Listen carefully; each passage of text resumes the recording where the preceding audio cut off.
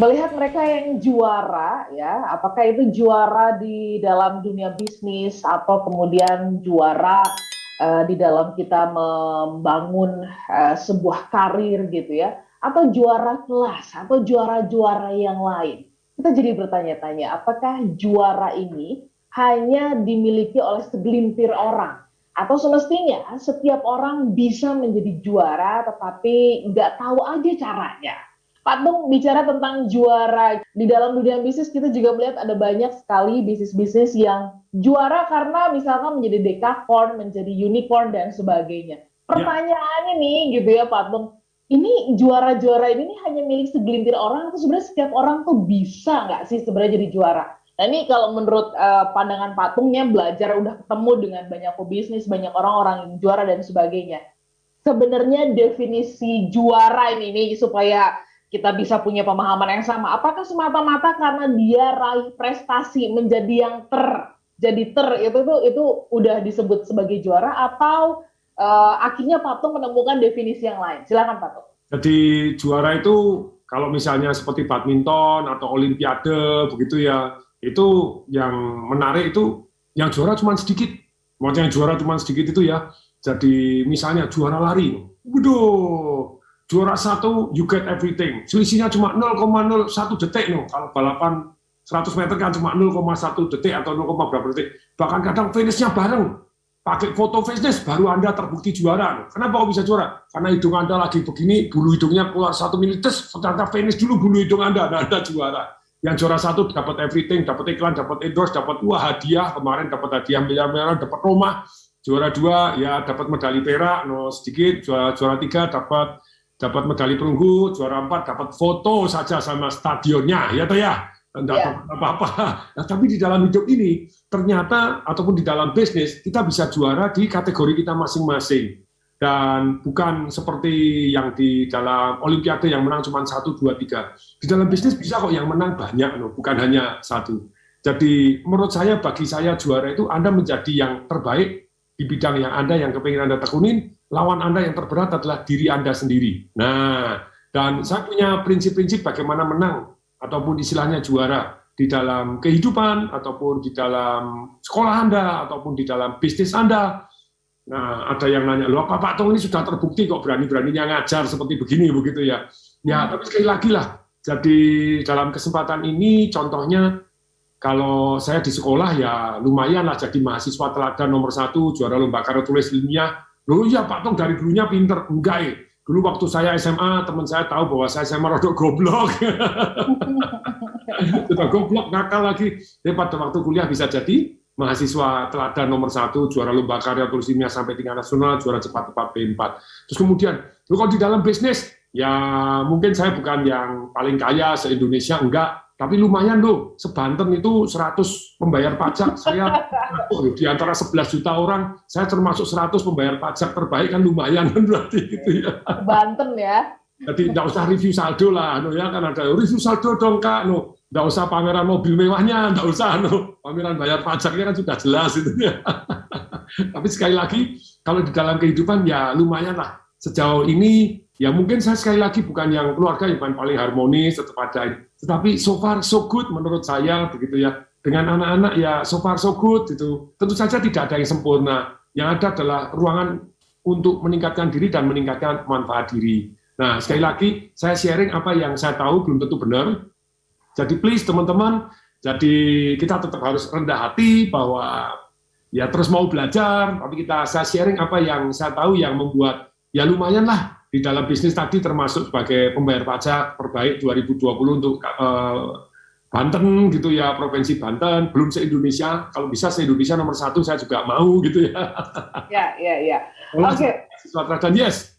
Baik, Patung, kita jeda dulu. Tadi ada kalimat yang menarik loh, smart listener, yang disampaikan oleh Patung ya, bahwa kita mengakui bahwa kita nggak sempurna, tapi justru di titik itu atau di pengakuan itu ada ruang-ruang di mana kita bisa mengupgrade diri. Nah, nih, habis ini kita akan membahas ya bagaimana kita mengupgrade diri supaya kemudian selalu menjadi yang terbaik di dalam versi diri kita begitu ya, karena pastinya kita ini diciptakan untuk sebuah versi-versi yang terbaik. Siapapun bisa menjadi juara ya. Persoalannya apakah Anda mau menjadi juara? Kadang-kadang kita sudah menjadi inferior atau menjadi kecil hati gitu ya, karena melihat keberhasilan-keberhasilan orang lain dan menganggap bahwa kita kayaknya nggak cocok deh, atau kayaknya nggak bisa deh, atau nggak terlahir deh bisa menjadi juara ya. Padahal tadi disampaikan oleh Pak Tung, kita semuanya nggak ada yang sempurna. Tetapi kalau punya kesadaran itu, berarti sebenarnya ada ruang-ruang untuk kemudian mengupdate diri kita. Nah, gimana sih caranya bisa menjadi juara dalam bisnis, juara dalam karir, juara dalam sekolah, juara dalam kehidupan, dan sebagainya, dan banyak lagi yang lainnya. Kita akan bahas prinsip-prinsipnya ya. Nah, Pak Tung, kita bahas nih. Kalau tadi Pak Tung mengatakan, saya mau sharing dari pengalaman saya, walaupun ini mungkin belum apa ya, kalau dibandingkan sama yang lain masih banyak lagi langit di atas langit, tapi nggak ada salahnya kalau di-sharingkan, karena tentunya aku nggak pengen jadi sukses sendirian dong, inginnya juga berbagi gitu kan ya. Nah, prinsipnya apa nih Pak Tung yang pertama yang bisa kita pelajari? Silakan Pak Tung. Jadi pertama kali bahwa kita harus punya keyakinan. Keyakinan apa? Bahwa menang itu mudah. Jadi juara itu mudah karena lawannya sedikit. Sangat sedikit orang yang mau bayar ongkosnya kok. Sangat sedikit orang yang mau bangun sedikit lebih pagi. Sangat sedikit orang yang mau membaca buku. Sangat sedikit orang yang mau mendengarkan YouTube tapi bukan yang prank-prankan. Ya boleh lah sekali waktu yang prank, yang lucu-lucu, boleh seger-seger. Tetapi ya 80% adalah untuk meningkatkan diri, bukan untuk meningkatkan kesenangan diri. Halo, gitu ya. Itu beda ya, Pak Tung ya. Dua hal yang berbeda ya. Sama, baca buku kan juga sama, bisa untuk menyenangkan diri, baca buku kan gitu ya, baca novel, baca ini ya boleh kan, itu menyegarkan kita, memperluas wawasan kita, keren banget, dan istilahnya kemampuan verbal kita juga meningkat kalau kita banyak baca buku. Tetapi ya baca bukulah yang bermanfaat. Sangat sedikit orang yang mau istilahnya melakukan yang harus dilakukan. Ya atau ya, berani menyapa orang yang jauh lebih hebat, berani menawarkan something yang dia yakini bahwa itu bermanfaat untuk orang lain gitu ya. Jadi banyak orang takut berkenalan, tapi kenalan ya itu tadi, begitu banyaknya orang yang biasa-biasa saja dalam kehidupan. Jadi ikutin saya, nomor satu kita punya prinsip, menang itu mudah karena lawannya sedikit. Tadi di Instagram live gitu ya, pada waktu jeda iklan kan saya ditanya, Pak Tung resepnya apa jadi mahasiswa teladan? Saya singkat dengan sangat cepat ya, resep jadi mahasiswa teladan itu 3 saja. Indeks prestasi di atas rata-rata teman, bisa rata-ratanya 3,5 ya, ada 3,6, 37, 3,8, nggak harus yang paling nomor 1 kok. Nah, nggak harus 4,0, kalau bisa 4,0 even better gitu ya. Dan yang kedua, Anda aktif ikut lomba. Lomba A, B, C, D, E ikut. Jadi Anda ikut lomba itu Anda dikenal pintar. Jadi lomba belum tentu menang, akhirnya menang juga karena lawannya dikit. Yang ketiga, aktif di kegiatan sosial. Anda aktif di organisasi sosial, senat, lembaga apa, segala macam, terus aktiflah di organisasi. Anda 3 ini jadi mahasiswa teladan. Bagaimana nomor 1, bagaimana nilainya jadi yang bagus? Ada 4 saja. 1, baca 10 menit sebelum dan sesudah pelajaran. 10 menit tidak mampu, 2 menit saja Anda baca. Anda baca sebelum dan sesudah. Apa yang tadi saya pelajari? Besok mau belajar apa ya? Anda 2 menit aja. Anda di kelas kesannya paling pinter kok. Karena yang lain pas baca kok. Anda cuma menang 2 menit baca duluan. Halo, 2 menit baca duluan Anda sudah dianggap pinter di kelas. Kemudian yang kedua, kerjakan soal-soal yang tahun lalu. Mohon maaf, dosen males, guru males, soalnya cuma itu saja. Ayo perhatikan. Saya kerjakan soal-soal tahun lalu ya, jadi mahasiswa teladan gitu. Soalnya itu aja kalau gitu ya. Nah, kemudian berikutnya yang ketiga, kalau mau nilainya bagus, Anda di kelas pastikan paham. Kalau tidak paham, Anda nanya terhadap guru Anda, boleh kok. Istilahnya dianggap goblok begitu ya. 3 menit, tapi daripada goblok seumur hidup tidak berani nanya, tanya sama teman, tanya sama gini. Sekarang sudah banyak sekali. Anda nanya sama Google, nanya sama apa, luar biasa. Yang keempat, Anda pastikan Anda istilahnya dianggap pintar. Caranya bagaimana? Tadi saya baca, Anda sudah duduk deretan paling depan, terus kemudian aktif ikut lomba, jadi Anda di mata dosen itu dianggap pintar duluan. Waktu nanya itu Anda sudah baca dulu, jadi nanya dalam arti tahu. Nah, itu lebih keren. Anda nanya kadang dalam arti tidak tahu. Kalau Anda nanya terus dalam arti tidak tahu kan dianggap goblok. Tapi sekarang kita punya strategi nanya supaya dianggap pintar. Sudah duduk di depan, kita sudah baca bukunya. Selamat siang Pak, kemarin saya baca buku ini, menunjukkan kita membaca. Nah, itu jadi menunjukkan kita pintar, kita kepingin dapat nilai A, sudah tahu. Jadi 1, 2, 3, 4 kita akan dahsyat jadi masalah. Tapi pertanyaannya begini loh, teman-teman gitu. Mau nggak Anda belajar 2 menit sebelumnya? 2 menit aja. Menang itu mudah kok. Lawannya dikit, sangat sedikit orang yang mau baca 2 menit. Nah, sama, di dalam kehidupan sama. Sangat sedikit kok orang yang mau istilahnya meluangkan waktu untuk merenung, menyimpulkan, terus membaca, cari mentor yang hebat, ikut seminar-seminar yang bermanfaat dalam kehidupan. Sangat sedikit kok orang yang mau bergaul dengan orang-orang yang jauh lebih sukses dibanding dia. Sangat sedikit kok orang yang mau datang pergi ke tempat orang yang lebih sukses dan ngomong, boleh saya bantu Bapak? Lebih banyak orang datang minta utang, minta sumbangan, minta kerjaan. Yang paling parah semuanya diminta langsung. Utang, kerjaan, sumbangan diminta, Pak, minta utang, minta sumbangan, minta kerjaan. Ya, boleh sih. Tapi kalau Anda datang, Pak, boleh saya bantu Bapak jauh lebih sukses dibanding hari ini? Saya orang bisa dipercaya, saya orang yang semangat. Jadi, menang itu mudah karena lawannya sedikit. Sangat sedikit orang yang mau bayar ongkosnya. Sangat sedikit. Anda mau nggak jadi pemenang?